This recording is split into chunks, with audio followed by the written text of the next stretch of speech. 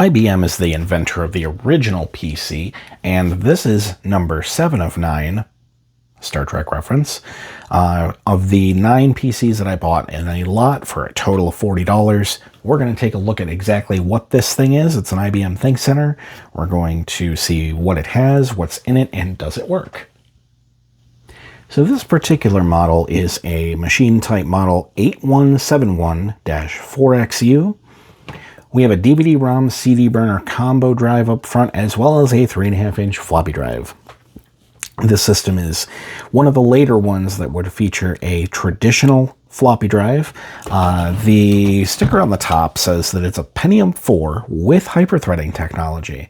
So yeah, floppy drives, 3.5-inch floppy drives, kind of went by the wayside right around the end of Pentium 4 into Core 2 Duo territory. So this is going to be one of the later systems that you could possibly buy that would just default to coming with a 3.5-inch floppy. Obviously, you could add your own into later systems, but this is one of the later ones that would have that capability right out of the box. And around the back side of the machine here, we have our PS2 mouse and keyboard ports. There are 4 USB 2.0s here. There is an audio out and a line out. 25-pin parallel for your printer, whatever external device. Traditional VGA for video. We have an Ethernet jack with 2 more USBs. And then we have 2 9-pin serial ports.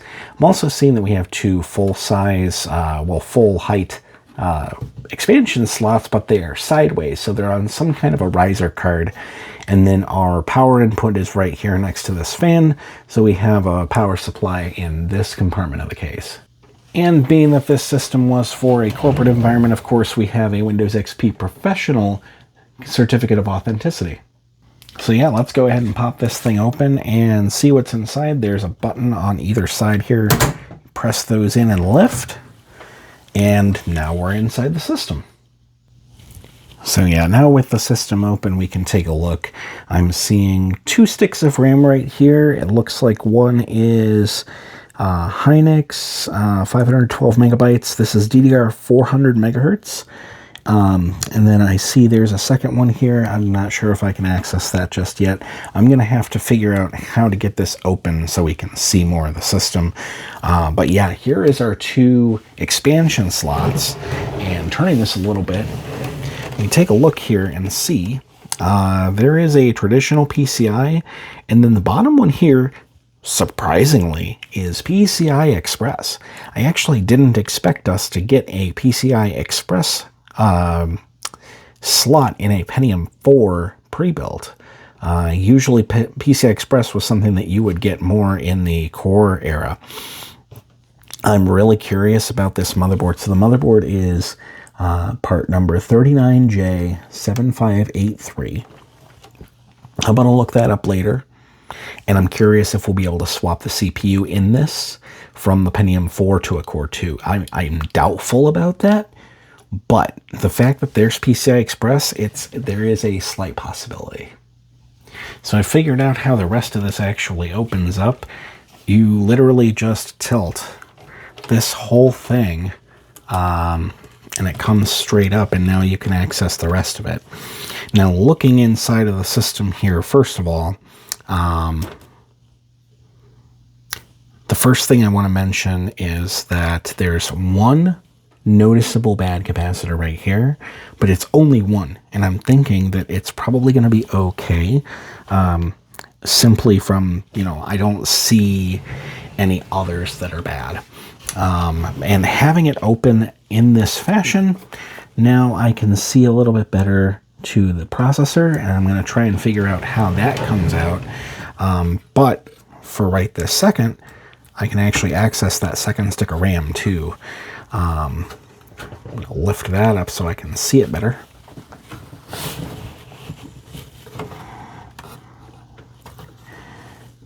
This is the original stick, and it is 512 megs, PC 2700, so that's 333 megahertz, and it's CL 2.5. So the second stick was added later, and Well, the second stick also has an IBM part number on it. So I actually don't know. I think this whole lot is just a hodgepodge of whatever the previous owner had, like, sitting around that he could install and get running. I'm actually gonna get this DVD drive cable out of the way because I want to show you guys how this heatsink comes off, because this is one of the cooler designs I've seen. It literally works just like an LGA. You release the lever and then you can lift the heatsink right off. And it is a copper cord cooler, which is really nice because these socket 775 Pentium 4s did tend to run pretty hot. We're going to carefully lift this processor out of its socket. I say that as I don't really have a great grip. And I'm going to see, this is a Pentium 4 640. So this is 3.2 gigahertz with 2 megabytes of level 2 cache. I think the 640 was Prescott 2M, but I'm not 100% on that. I'm going to go ahead and reinstall that processor into its socket carefully. And we're going to get that back in there. We, just like the other systems, I'm not seeing where a hard drive is. So I'm assuming that it just doesn't have one. And it looks like it would install here underneath the floppy drive. That's at least what it looks like. Or maybe no, maybe it would go here under the DVD drive. I'm honestly not sure. I would have to look at a manual for this. But let's get the heatsink put back on. And I want to see if this thing powers on and I'm able to get into the BIOS and all that good stuff. So let's... It is so cool. I really, really like that. Get our cables hooked back up for the DVD drive. Looks like this way.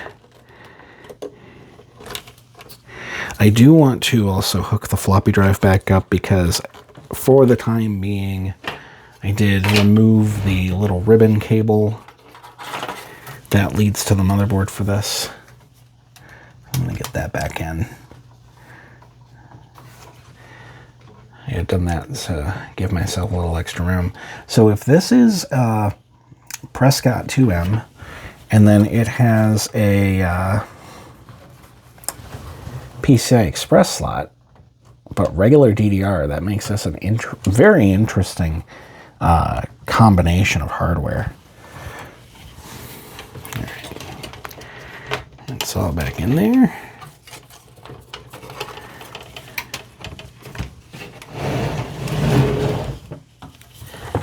Make sure that we're not smushing any cables.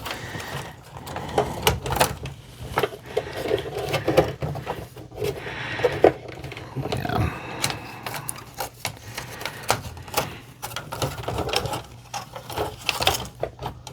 I say that as I smush the floppy cable. Hopefully I didn't ruin it, but you know, if I did, it is what it is. I'll get this closed back up.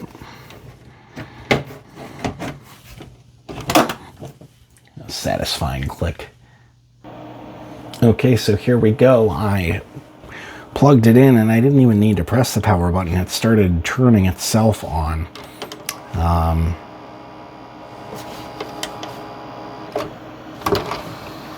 There's our DVD burner. Very cool. And it's asking me to press F1 to go into setup, so we'll do that. Here we go. BIOS. Wow, BIOS was updated. BIOS date is from January 2008. System summary. Yeah, there we go. It's a Pentium 4, 3.2 gigahertz, We've got 1024 megabytes of RAM. Audio support is disabled. It's a 915 chipset.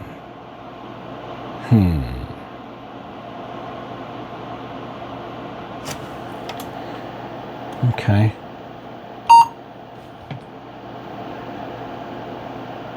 Machine type model 81714XU. Does that match? Yeah, it does. It does. Okay. Devices. Video setup. So we can actually...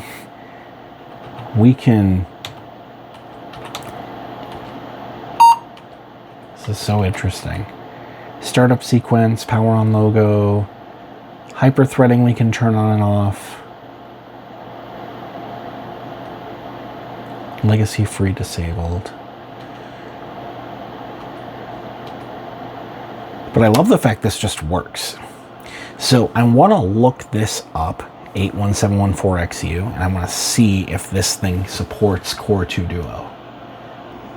So yeah, unfortunately, as I kind of expected, this system's already close to the maximum on CPU that it can use.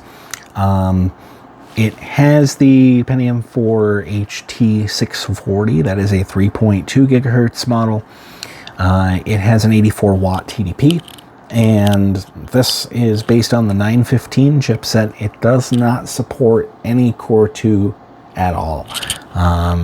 Unfortunately, the highest they actually officially support on this is the Pentium 4 HT660, I believe, or 650. So there's not much of an upgrade path for this. But the nice thing about this is the processor that's already in here does support 64-bit. So that would be nice to kind of play around with. Maybe I could throw like XP 64-bit on here and just kind of mess around with that and see what it's capable of. But we've got one more system fully working here. This is great. It's an IBM, which is just a classic. This is something that kind of throws me back. This is right before they got bought out by Lenovo. So I have two more systems from this lot to go through. They're both small form factor Dells, and I probably will go through both of those at the same time. Thank you so much for sticking around if you've made it this far in the video.